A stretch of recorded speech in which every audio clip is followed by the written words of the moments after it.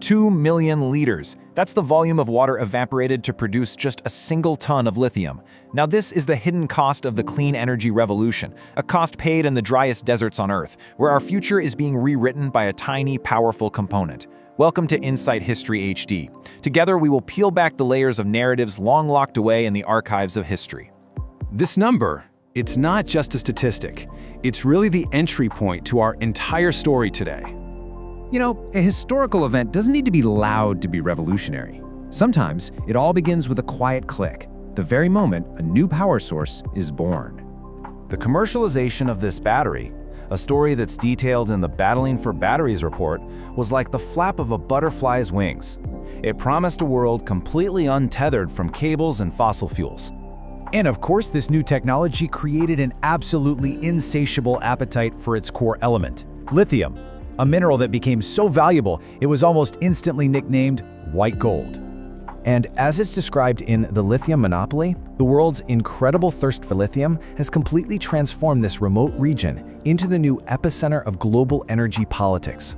What this timeline really shows us is how a single technological breakthrough just rapidly escalated into a full-blown industrial and geopolitical race. It's pulled entire nations into a contest for control that would reshape economies and redraw the maps of power. And look at this. Over half of the world's known lithium lies right here in a region that spans Argentina, Bolivia, and Chile. That single fact makes it the most critical territory in the entire Green Revolution. And wherever you find strategic resources like this, geopolitical competition is, well, it's just inevitable. The Andes have become a primary arena for the rivalry between the United States and China. You see, China strategically positioned itself to dominate not just one part, but nearly every single step of the battery supply chain. And the result? Well, as of 2024, its EV sales are over 433% greater than in the US, creating what America now sees as a major strategic vulnerability.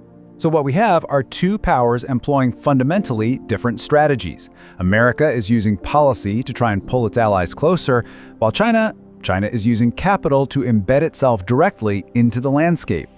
Now this table, adapted from the Lithium Monopoly, reveals this incredibly complex geopolitical chessboard. I mean, just look at the contrast. You've got Argentina's fully liberalized investment policy, which is basically an open door. And then on the other end, you have Bolivia's resource nationalism, which mandates full state control. Each nation offers a completely unique gateway for foreign influence. But here's the thing. This global contest isn't being fought on some sterile board. It's being waged on ancestral lands, where the true price of our green future is being paid by local communities.